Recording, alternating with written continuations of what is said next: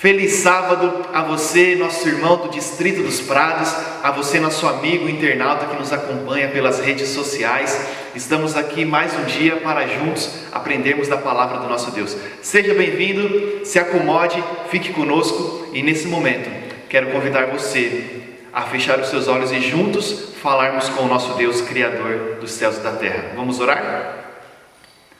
Querido Deus e Pai, estamos aqui, Senhor, mais uma vez, face a face com o Senhor.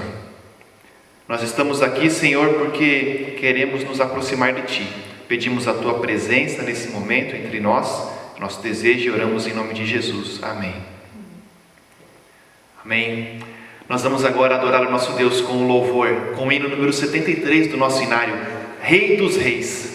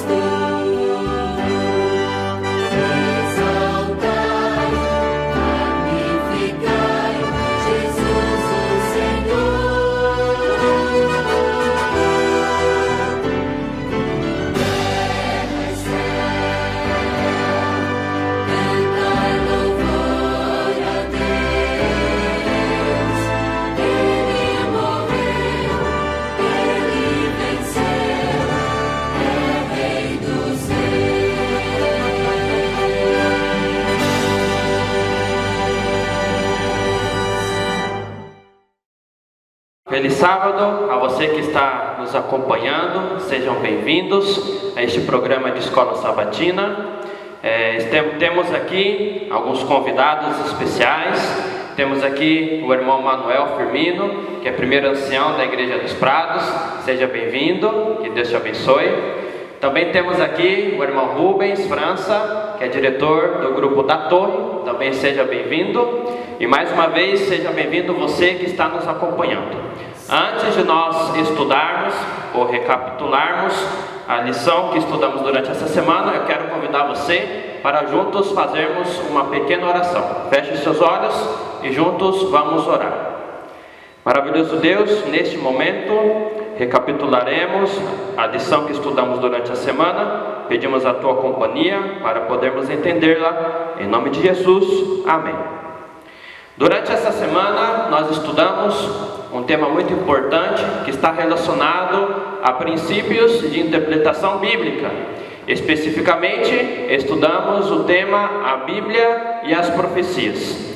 E observando as profecias, nós vemos alguns aspectos importantes. E Manuel, Deus ele deixou algum método para que nós pudéssemos melhor entender as profecias? Historicamente, nós temos 3 métodos de interpretação das profecias, né? Que é o futurista, o preterista e o historicista.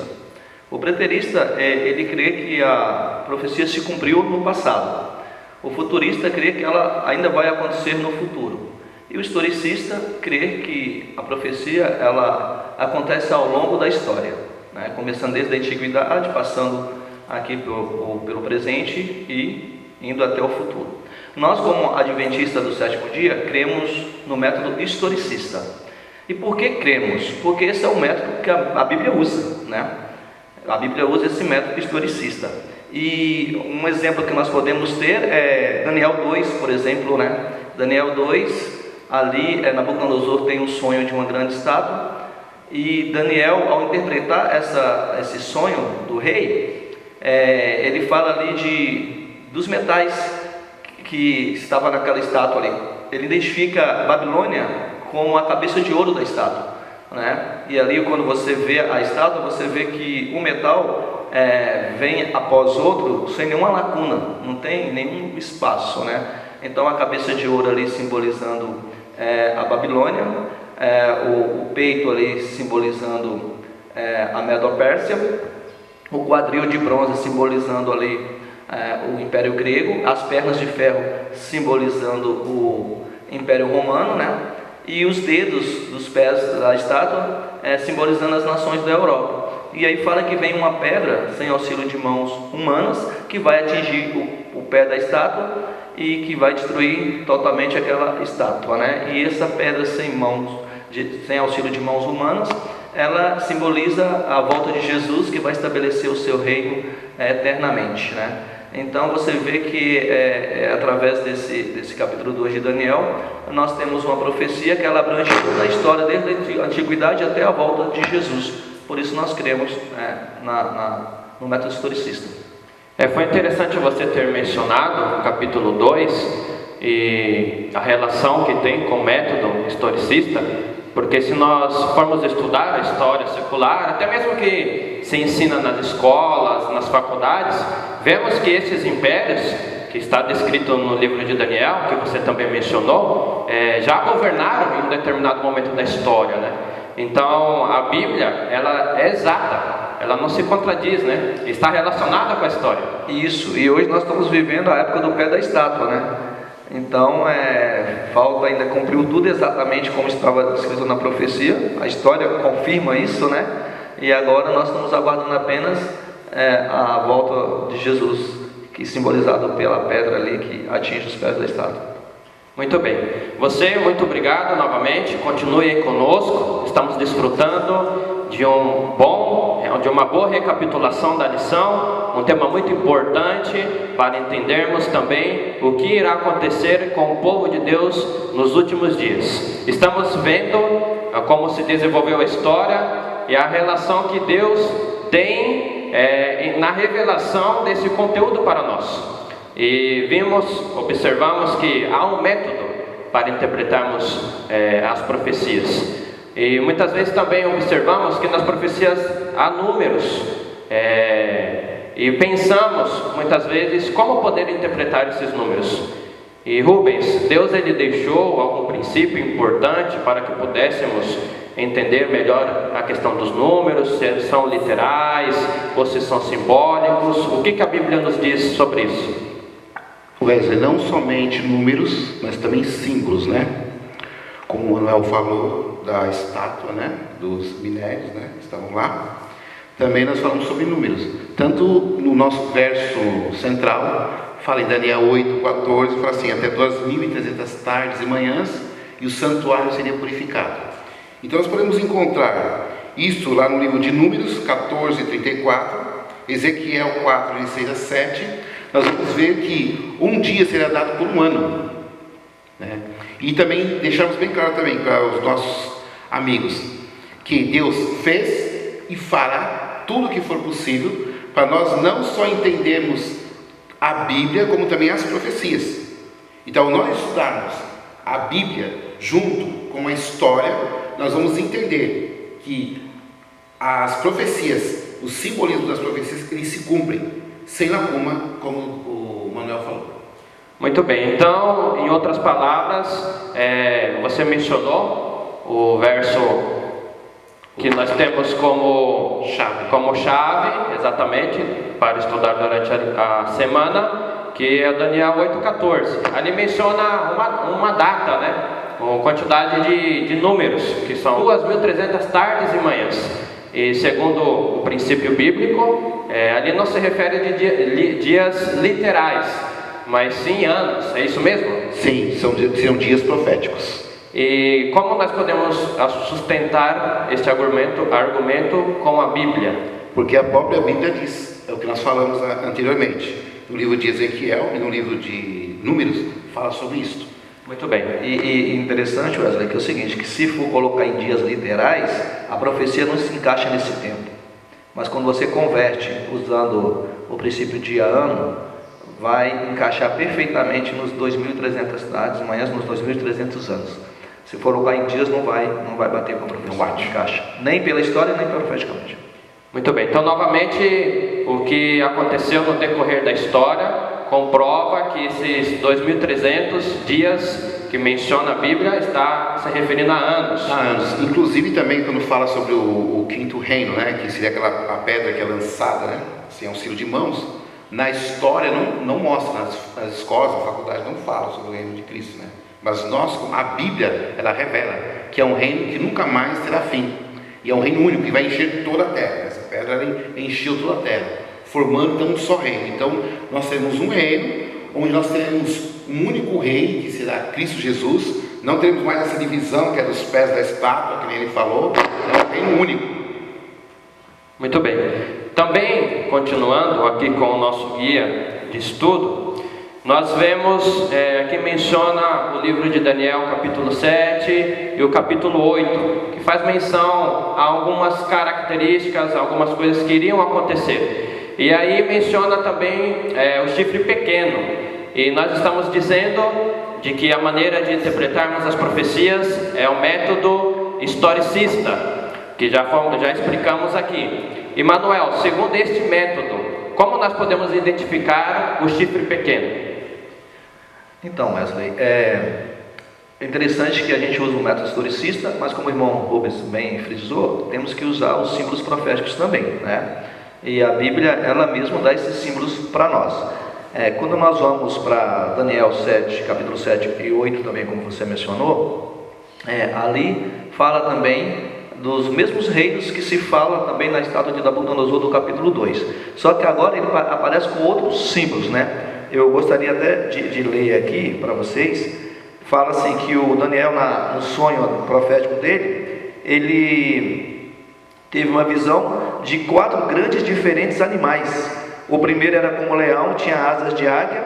O segundo animal semelhante a um urso.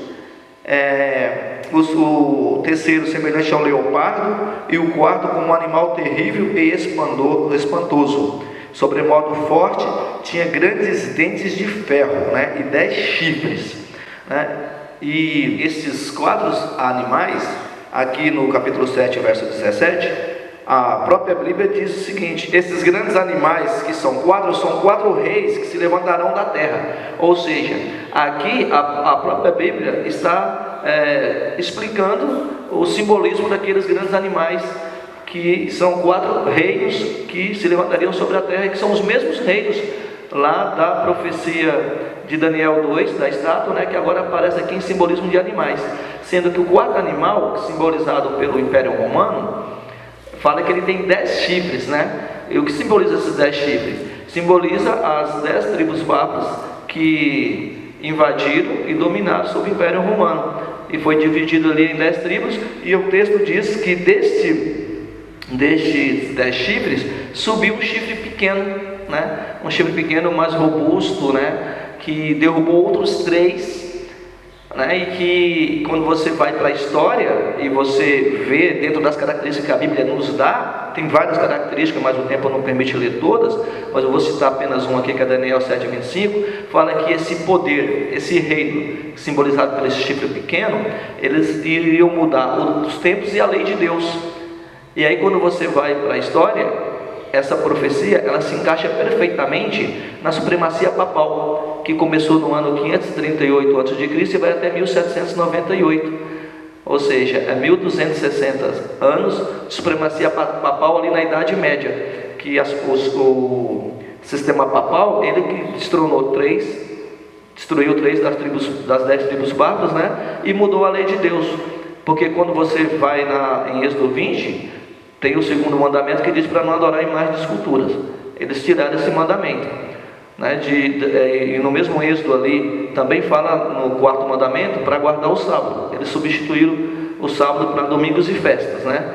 E como eles tiraram o mandamento, eles pegaram o 10º, dividiram em 2 para continuar sendo 10. Então, aí cumprindo assim o que a profecia de Daniel 7:25 estava ali afirmando que aconteceria. Então, esse chifre pequeno, ele é, pela profecia e pela história, a supremacia papal ou Roma cristã, né, que durante a Idade Média perseguiu ali os cristãos que não queriam, que não concordavam se submeter aos dogmas da igreja, né? E aí a gente vê pela história a Inquisição, tá na história mostrando que realmente esse chifre pequeno é a supremacia papal. Lembrando uma coisa aqui que eu quero dizer, Wesley, que isso não tem nada a ver com nossos irmãos católicos, tá? Nós cremos que existem pessoas sinceras em todas as denominações, e isso aqui é história e profecia, tá? Então aqui nós não estamos atacando nenhuma denominação ou nossos irmãos católicos, para ficar claro, porque isso aqui é a profecia e é a história. E se alguém quiser saber mais, é só se pesquisar mais a fundo a respeito desse assunto. E também ele falou assim, de que o chifre era pequeno, mas só que ele tinha maior força, né? Ele tinha muita força, ele falava como homem, tinha poder, e continua tendo esse poder. Exatamente. E assim como vocês já mencionaram, tudo isso nós vemos no decorrer da história da humanidade. Basta buscarmos, basta estudarmos que as profecias bíblicas são comprovadas, a exatidão delas, pela história secular da humanidade. E como já havíamos mencionado, segundo o método historicista, isso já aconteceu na história. Começou segundo o livro de Esdras 7:7, com a ordem de restauração. Começou em 457 a.C. e se concluiu em 1844 depois de Cristo. E aí aconteceu um evento aqui na Terra que foi o grande desapontamento, segundo a história, e também sabemos que aconteceu um evento no céu. E Rubens, que evento que aconteceu ou que está acontecendo no céu a partir dessa data? Bom, nós passamos pelo juízo investigativo, certo? João mencionou que o livro que ele comeu, né, era doce na boca, depois ficou amargo. Então, em 1844, houve um grande desapontamento. O que está acontecendo no céu hoje? Jesus está fazendo o trabalho de intercessão pela humanidade. Nomes estão sendo aprovados, nomes estão sendo rejeitados. Para nós entendermos bem isso aí, quando falamos de profecia, é bom que os nossos amigos entendam que temos alguns livros na Bíblia que se chamam profecias. Livro de Daniel, livro de Apocalipse, livro de Ezequiel, em parte ou na sua totalidade. E nós encontramos no livro de Daniel, no capítulo 7, o verso 9, para falar que Jesus ele está intercedendo por nós. É o seguinte: continuei olhando, até que foram postos uns tronos. E o ancião de dias se assentou, sua veste era branca como a neve, e os cabelos da cabeça como a pura lã. E o seu trono eram chamas de fogo, e suas rodas eram fogo ardente. Então Deus, imagine você agora diante de um tribunal, né? Imagine um tribunal sendo montado. Tem que ter a promotoria da acusação, temos que ter também o advogado que faz a defesa, e também temos o juiz. E tem as testemunhas. E tudo isso está acontecendo e Jesus intercedendo pelo seu povo. Está intercedendo por quem? Por aquele que aceita o sacrifício dele na cruz do Calvário, que aceita as profecias da sua totalidade. É o que está acontecendo. É pena que não dá tempo, para nós detalharmos tudo, mas nossos amigos podem procurar livros de história na própria Bíblia, que a Bíblia ela mesmo vai se identificar com você orando a Deus, pedindo por orientação divina, e vai ser revelado para você, ou procurar alguma pessoa que possa te orientar através de estudos, da Palavra de Deus. Muito bem. Também aqui o nosso guia menciona a questão da tipologia bíblica. E o que seria tipologia bíblica? Se nós formos falar de tipologia, nós temos que observarmos o Antigo Testamento. Lá no Antigo Testamento havia instituições, havia pessoas, houve pessoas e também eventos que representavam algo maior. Como por exemplo, ali no santuário. No santuário nós vemos um sistema que representava o ministério de Cristo. Como por exemplo, no altar de sacrifício, ali se sacrificava um animal para perdão do pecado, simbolizando o perdão do pecado do povo. E isso apontava para Cristo. Então, quando nós falamos de tipologia, significa alguma coisa que aconteceu, ou uma pessoa, suas características, que representa a Cristo, que viria, um evento que aconteceu, que simbolizava algo que iria acontecer. E nós também vemos este princípio aqui, meus amigos, no livro de João, capítulo 3, verso 14 e 15, que diz assim: e de modo, porque Moisés levantou a serpente no deserto, assim importa que o Filho do Homem seja levantado, para que todo o que crê nele tenha vida eterna. Então aqui nós vemos um tipo, que Sim. Quando Moisés levantou a serpente lá no deserto, onde as pessoas tinham que olhar para aquela serpente para poder ser curado ali da situação que eles estavam. Vemos também um tipo do que iria acontecer com Cristo, que ele ia ser levantado e as pessoas iriam ver o sacrifício dele, crer e ter perdão do pecado, que é a enfermidade que nós temos, um vírus que nós temos, que só ele pode curar. E então a representação do Cordeiro é Cristo. Cristo, ele é o Cordeiro, ele é o sacerdote, ele é o juiz, não é verdade? Então nós podemos ver tudo isso está dentro das profecias. Muito bem. Também podemos dizer que a tipologia tem relação muito estreita com a profecia, porque a tipologia já revela algo que irá acontecer no futuro. Como por exemplo, o sacrifício estava revelando que Cristo viria a morrer por nós. Então, nosso tempo está terminando. Quero agradecer a presença de vocês, a importância desse estudo para podermos compreender, para sabermos como interpretar as profecias bíblicas e como entender a vontade de Deus e o que irá acontecer com o povo dele agora no tempo do fim. Quero também agradecer a sua presença, você que está nos acompanhando, que Deus te abençoe, que você continue estudando, que você utilize o método historicista, o princípio de dia por ano, e também as orientações que nós compartilhamos aqui juntos, para que você possa entender melhor a palavra de Deus. Para terminarmos, convido você a orar, com meus amigos aqui também, e juntos nós vamos fechar os olhos para finalizarmos com uma oração. E quero pedir ao nosso amigo Rubens que faça essa oração, por favor. Querido Pai, obrigado porque o Senhor revelou as verdades aos teus servos. E nós aqui estamos satisfeitos porque nós entendemos do teu sacrifício, do teu amor para com a humanidade. Que o Espírito Santo continue conosco, revelando tudo o que precisamos saber para a nossa salvação. Nós lhe pedimos em nome do Senhor Jesus. Que privilégio estudarmos a lição da Escola Sabatina. Se você gostou, se interessou pelo assunto, deixe aqui nos comentários que a nossa equipe estará entrando em contato com você. Continuando a nossa manhã de adoração a Deus, teremos um momento para as crianças, a adoração infantil.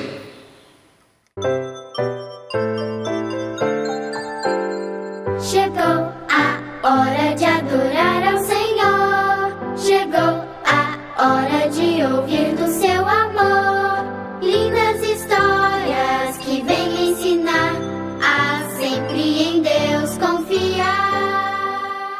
Olá, queridas crianças, que alegria poder estar com vocês aqui nesta manhã.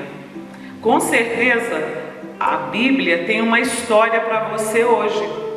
A Bíblia traz lindas histórias e é que eu vou contar para vocês nesta manhã. Quem sabe talvez você tenha ouvido em algum outro lugar, não é? Já antes desse momento, mas é bom relembrar sempre as histórias. Eu quero dizer para vocês que há muito tempo atrás, num lugar bem distante daqui, vivia uma família muito especial.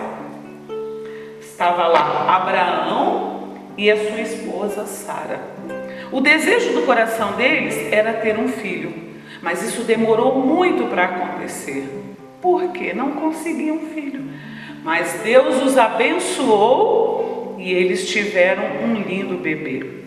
Nasceu Isaac. Isaac tinha um coração muito amigo. Era um menino que foi crescendo e aprendendo da palavra de Deus todos os ensinamentos que ele precisava. Passou-se o tempo. Ele agora já era um lindo jovem. Que bonito era aquele moço. Mas havia muitas orientações e eles tinham que segui-las todas. Sabe de uma coisa? Esse ano nós temos aprendido que nós precisamos de algumas regras para viver. E a primeira delas, que eu quero apresentar para vocês nesta hora, é a regra social. E a regra social dizia o seguinte, que uma pessoa rica poderia casar com outra pessoa rica, e o empregado com a empregada, e assim sucessivamente. Mas havia também a regra divina. E sabe qual é a regra divina? Que um jovem que ama a Deus só pode casar com outro jovem que ama a Deus. E na família de Abraão havia um servo fiel. Ele estava lá o tempo todo. Eliezer. Ele era muito obediente a tudo aquilo que os seus senhores, Abraão e Sara, pediam para ele. Ele era um homem temente a Deus. E um dia Abraão disse para ele assim: por favor, você vá até a casa da nossa família e você vai buscar ali uma jovem que seja temente a Deus. E ele saiu e então encontrou com Naor, que era parente de Abraão e Sara. E ali, qual não foi a surpresa?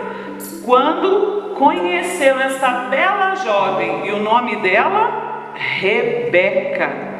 Que nome bonito e diferente, não é mesmo?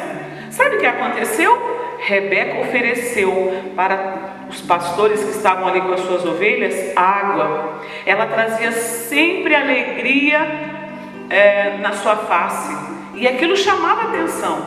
E Eliezer disse: o meu Senhor vai se agradar desta jovem. Houve ali toda aquela parte de conhecimento, de comerem na casa de Naor. Que satisfação foi aquele momento. Que alegria poder estarem juntos ali. E não foi diferente quando encontraram com Rebeca, que era muito amorosa. Que união, não, vocês não acham? E houve ali um belo casamento. A partir daquele momento, olha só, Isaac e Rebeca estariam para sempre juntos, formando uma união que seria para sempre, Onde tiveram filhos, onde a história continuou, mas acima de tudo, não nos esquecendo do que diz a palavra de Deus em Provérbios 7, verso 1, que diz assim: filho meu, guarda as minhas palavras e conserva dentro de ti os meus mandamentos. Foi o que Abraão fez, foi o que Eliezer fez ao encontrar uma jovem que estivesse disposta a estar com Isaac, e os dois seguiram assim pela vida, obedecendo a Deus e o amando em todas as coisas. E é o que nós devemos fazer também. Nesta hora vamos pedir a Deus que nos abençoe para isto. Vamos orar? Querido Deus, muito obrigado, porque o Senhor tem cuidado de nós. Abençoe estas crianças para que elas também possam seguir a regra e assim, obedecendo, fazerem a tua vontade. Cuida de nós e nos abençoe. É o que nós pedimos e agradecemos em nome de Jesus. Amém. Chegou a hora de adorar ao Senhor. Chegou a hora de ouvir do seu amor. Lindas histórias que vêm ensinar a sempre em Deus confiar. Chegamos ao momento de adorarmos ao Senhor através dos dízimos e das ofertas, pois sabemos que neste momento, na situação a qual o mundo está passando, vemos a importância de nós sermos fiéis ao Senhor. E você pode estar fazendo através do seu smartphone, desde o aplicativo Serve-me, você entra nele e você clica na aba dizimar e ofertar. Ou também, se for de sua preferência, você pode estar entrando em contato com o tesoureiro ou a tesoureira de sua igreja. Sejamos fiéis.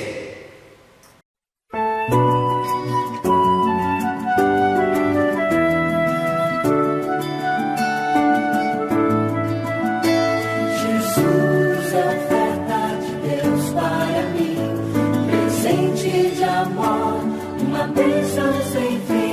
O dom mais precioso que o céu já me deu, nada foi maior do que o Filho seu. Continuando a adoração ao Senhor, cantaremos o hino 169. Deixe entrar o Rei da Glória.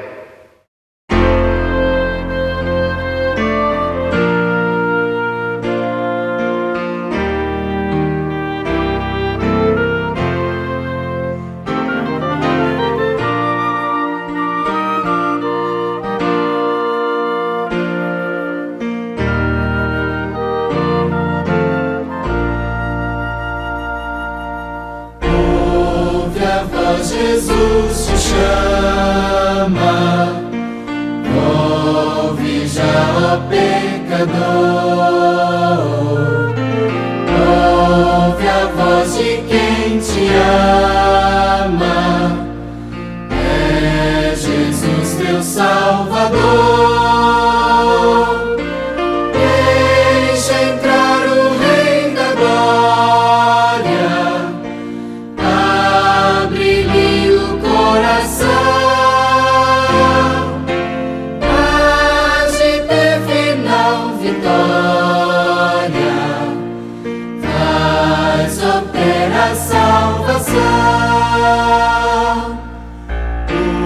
os prazeres do pecado não trarão conforto mais. Só Jesus, o Mestre amado, tua alma satisfaz. Deixa entrar o Rei da Glória, abre-lhe o coração, hás de ter final vitória,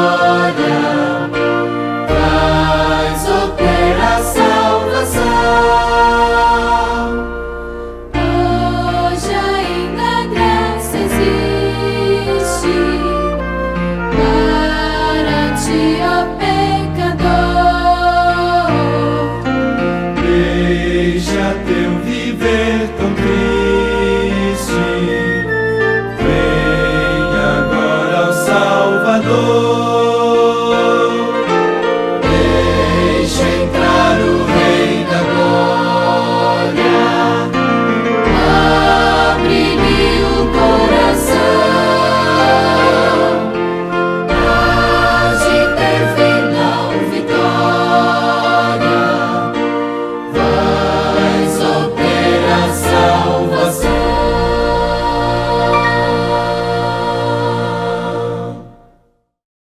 A mensagem de hoje será compartilhada pelo nosso pastor Josenaldo Carneiro, pastor do Distrito dos Prados, cujo título é O Destino Eterno. Bom sábado, sejam bem-vindos, você que é membro do Distrito dos Prados, você que nos acompanha pela internet, também você e sua família são bem-vindos. Que o Senhor Jesus abençoe você ricamente nesse dia. Nós vamos conversar um pouquinho sobre o destino eterno da humanidade. E eu quero convidá-los para que você abra a Bíblia no livro de Romanos, no capítulo 6, no versículo 23. Romanos, capítulo 6, verso 23. Pega a sua Bíblia, Bíblia aberta, nós vamos fazer uma breve oração. Oremos. Pai Santo, nossa gratidão pela vida que nos concede, pela oportunidade de estudar a Tua Palavra, ela está aberta em nossas mãos e queremos pedir a iluminação do Espírito Santo para que possamos aprender um pouco mais do Senhor nesse momento. É o que te pedimos em nome de Jesus. Amém. Romanos capítulo 6, verso 23, a Bíblia diz assim: porque o salário do pecado é a morte, mas o dom gratuito de Deus é a vida eterna em Cristo Jesus, nosso Senhor. Aqui, a morte ela é contrastada com a vida eterna. O apóstolo Paulo, ele se refere principalmente à morte eterna, baseado em Apocalipse capítulo 20, versículo 6. No ano de 2006, eu assisti um sermão de um pastor, assim já de uma idade bem avançada, e naquela ocasião ele também já havia falecido, mas ficou vários sermões desse pastor adventista gravado, e eu tive a oportunidade, era fita cassete ainda, eu assisti esse sermão e uma história que esse pastor contou, eu não consegui esquecer. Ele conta a história do pacote. Uma senhora estava no ponto de ônibus segurando um pacote. Um cidadão gentil se aproximou dela e disse: senhora, posso te ajudar com o pacote? Ela: pois não. Ele segurou aquele pacote, mas em um momento de distração daquela senhora, aquele homem saiu correndo com o pacote dela. E as pessoas que estavam ali no ponto do ônibus, de um ônibus, começaram a gritar: pega ladrão, pega ladrão. E ele saiu correndo e as pessoas desesperadas, e aquela mulher continuou tranquila. E eles olharam para ela e disse: senhora, a senhora acabou de ser roubada e continua tão tranquila, o que tem no pacote? Ela disse: eu moro em um apartamento muito pequeno e o meu cachorro morreu, e para enterrá-lo eu precisei fazer o pacote. Quando ele abrir, ele vai encontrar, ou será um cachorro morto. Queridos, o inimigo, ele apresenta o pecado como um lindo pacote. Você recebe, fica maravilhado, fica maravilhada com o brilho que envolve essa embalagem, mas o final é amargo. O inimigo, ele pega o pecado, ele camufla o pecado, ele embeleza o pecado para envolver você no pecado, mas o final do pecado é amargo. O mundo sofre com o veneno do pecado. O pecado tem destruído a vida de muitas pessoas, e o salário, a recompensa é a morte. O homem se torna um escravo do pecado, e o pecado paga aos escravos exatamente o que eles buscam, que é a morte. O texto bíblico de Romanos capítulo 6, versículo 23, além de falar do destino dos pecadores, o texto fala do destino daqueles que serão salvos pela graça do Senhor Jesus Cristo. Qual a direção que a sua vida está te conduzindo? Os teus atos, suas decisões, eles estão te conduzindo ao destino eterno ou à morte eterna? Só existe dois caminhos, só existe dois destinos: morte ou vida. Qual dos dois, nesse momento, você escolhe? Você quer viver eternamente? Você precisa fazer essa escolha. Ou você prefere morrer eternamente? Morrer ninguém quer. Mas para que isso não aconteça na sua vida, na minha vida, nós precisamos fazer escolhas. E a escolha certa é colocar a vida nos braços de Jesus. Há um texto na Bíblia muito conhecido, João capítulo 3, verso 16, o Evangelho de João. É um texto que as crianças sabem de cor. João 3, verso 16, o Evangelho, a Bíblia diz assim: porque Deus amou o mundo de tal maneira que deu o seu Filho unigênito, para que todo aquele que nele crê não pereça, mas tenha a vida eterna. Quando se fala de salvação, de predestinação, Deus predestinou toda a humanidade para ser salva. Não existe essa história de que uns foram predestinados para a perdição e outros foram predestinados para a salvação, porque se assim fosse, Deus seria um Deus arbitrário. A pessoa nasceu, cresceu, viveu a sua vida, e independente da decisão dela ou não, ela vai se perder. Deus seria um Deus arbitrário. Quando nós lemos o texto, porque Deus amou o mundo, ou seja, a humanidade, para que todo aquele que nele crê não pereça, mas tenha a vida eterna, desde que eu aceite o plano de salvação, o plano de vida que está na pessoa do Filho unigênito de Deus. O amor é o atributo supremo do Criador em relação às suas criaturas. A Bíblia diz que Deus é amor. O amor é a força controladora do governo divino.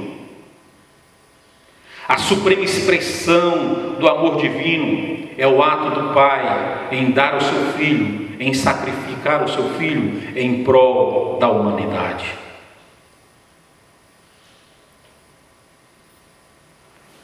O amor de Deus alcança toda a humanidade, mas beneficiará diretamente apenas aqueles que responderem ao seu chamado. Ou seja, vai beneficiar aqueles que crê no Senhor Jesus, na mensagem da cruz, na salvação que o Senhor nos oferece na pessoa de Jesus Cristo. O amor de Deus pelos pecadores o levou a dar tudo o que ele tinha, o seu único Filho, com o objetivo de salvar a humanidade, com o objetivo de salvar você, de salvar cada um de nós do pecado, do poder do pecado. O pecado tem poder. O pecado, ele separou o homem, a criatura do seu Criador, criou um abismo entre o Criador e a criatura. O pecado trouxe a inimizade entre os seres humanos, e você percebe bem isso logo no início, quando Adão e Eva desobedeceram ao Senhor. Um começou a jogar a culpa no outro. Então o pecado tem poder. Mas o Senhor, Ele dá tudo quanto Ele tem, o seu único Filho,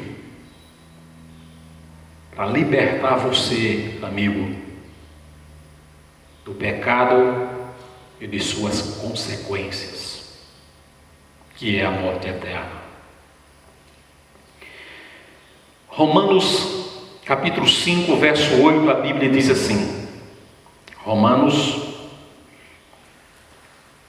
capítulo 5, verso 8, a Bíblia nos diz: mas Deus prova o seu próprio amor para conosco pelo fato de ter Cristo morrido por nós, sendo nós ainda pecadores.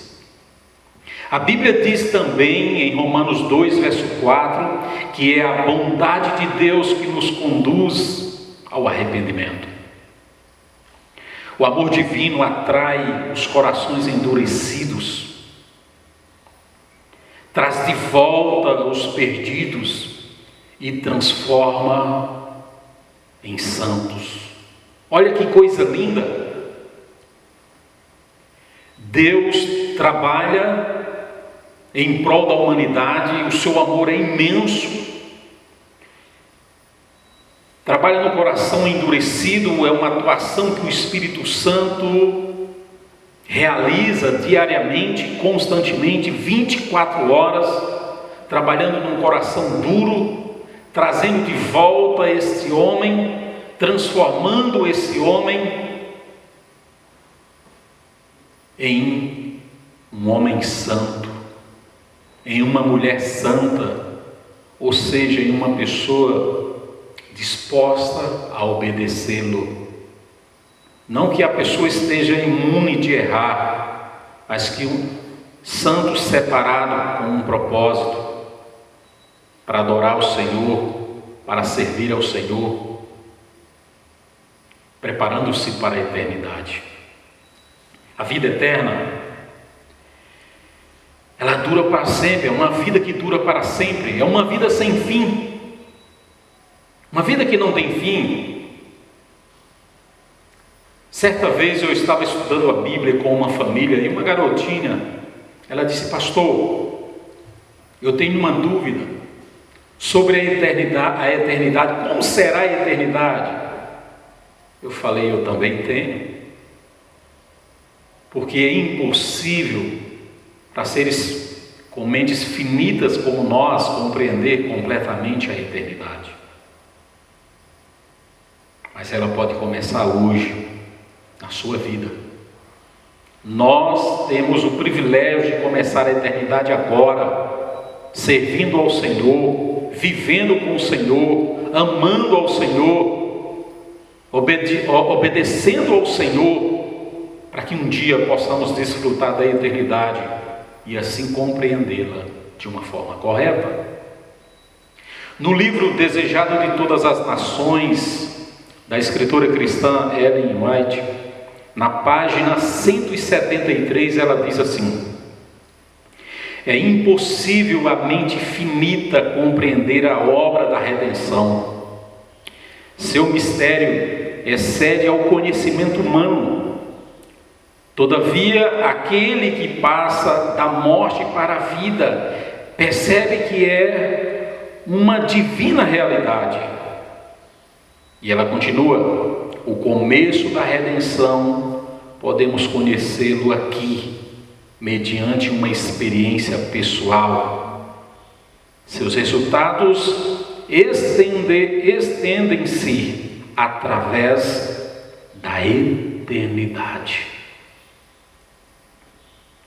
A vida eterna, ela se torna possível, amigo, somente por meio de uma ligação ininterrupta com a pessoa de Jesus Cristo. Eu preciso estar com Cristo, ligado a Cristo. É impossível viver eternamente ou desfrutar da eternidade sem Jesus Cristo. Ele é o autor da vida. Então eu preciso colocar a minha vida, você precisa colocar a sua vida sob os cuidados de Jesus e vivermos uma vida de dependência de Cristo. 24 horas constantemente com Cristo. Na carta de João, 1 João, capítulo 5, aqui na epístola, 1 João capítulo 5, versículo 11 e 12, a Bíblia diz assim: e o testemunho é este, que Deus nos deu a vida eterna, e esta vida está em seu Filho. Aquele que tem o Filho de Deus, aquele que tem o Filho tem a vida, aquele que não tem o Filho de Deus não tem a vida. O apóstolo João, ele enfatiza o fato de que Deus nos deu a vida eterna. O dom da vida eterna ocorreu quando Deus ofereceu o seu Filho, ofereceu o seu dom inefável do seu único Filho, para que na cruz, ao morrer, Ele nos concede o privilégio de viver. Jesus se tornou homem, viveu como homem e morreu como homem para salvar o homem. A posse da vida eterna está condicionada à habitação de Cristo no coração pela fé.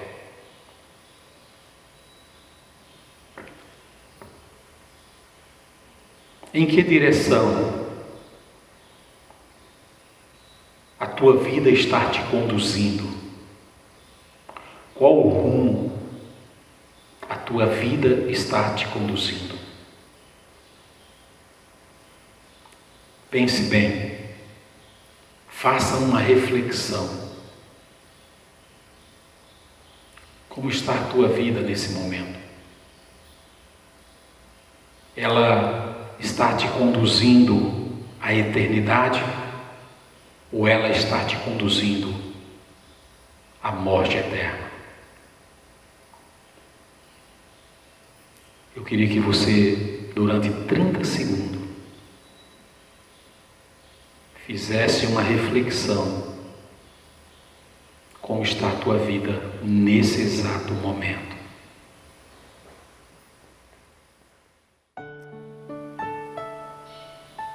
Enquanto você pensava, eu vim para um outro ambiente aqui da igreja. É isso mesmo que você está vendo. Eu estou no tanque de batismo. E eu quero fazer aqui do tanque de batismo uma pergunta para você. Os seus planos estão de acordo com os planos de Jesus Cristo? Se eles estão, é vida eterna. Agora, se os seus planos não estiver de acordo com os planos de Jesus Cristo, e assim você não viver, o destino será morte eterna. Eu quero ler mais 2 versículos da Epístola do Apóstolo João. Primeira Epístola, capítulo 5, versículo 19, a Bíblia diz assim: sabemos que somos de Deus e que o mundo inteiro jaz no maligno. O maligno apresenta o pecado como algo bonito, gostoso, mas ele não apresenta o final para você, amigo. Um dia, assistindo um telejornal, eu ouvi um jornalista fazendo uma entrevista com um morador de rua.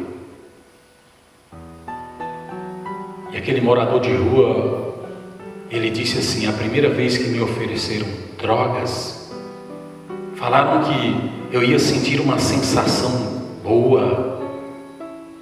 Meus problemas, naquele momento, eu não lembraria de nada.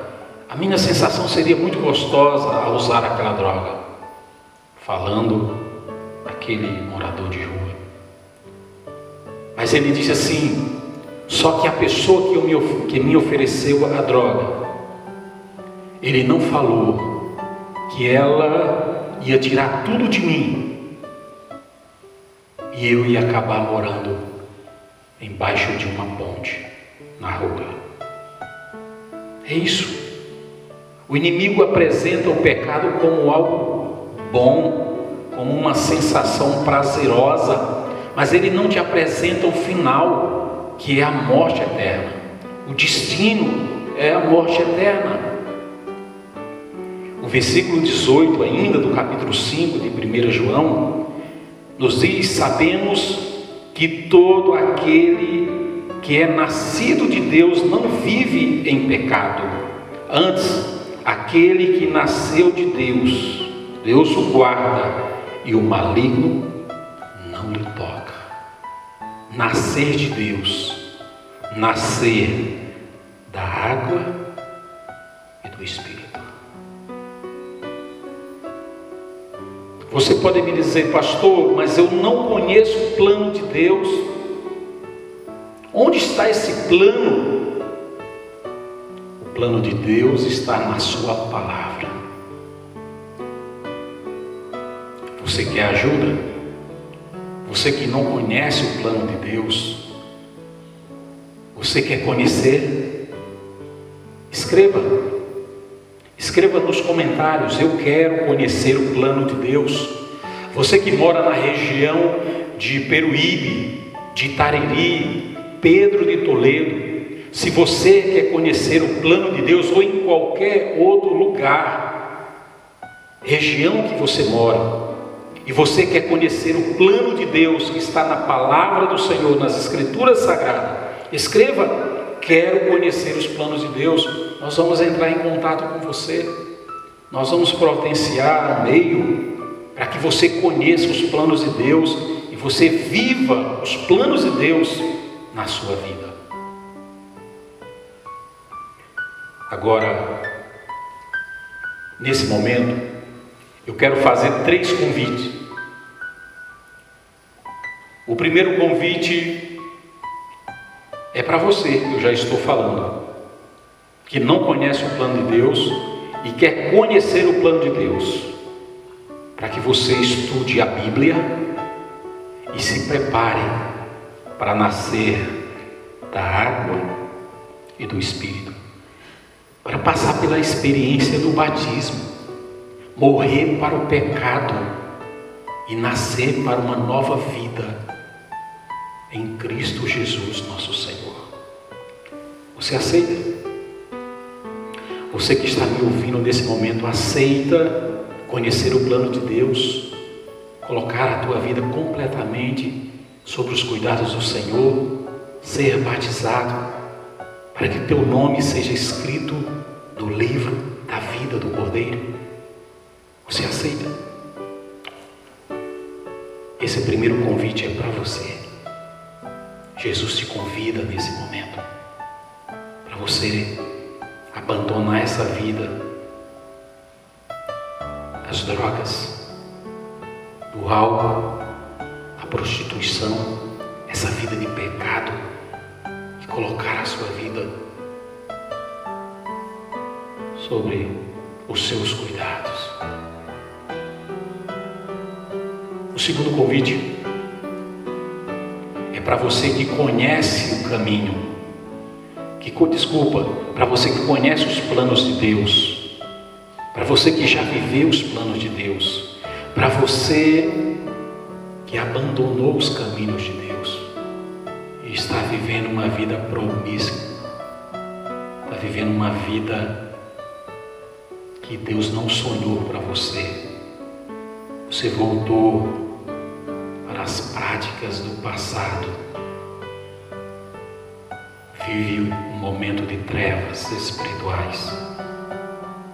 O Senhor te convida de volta. Ele nunca deixou de te amar.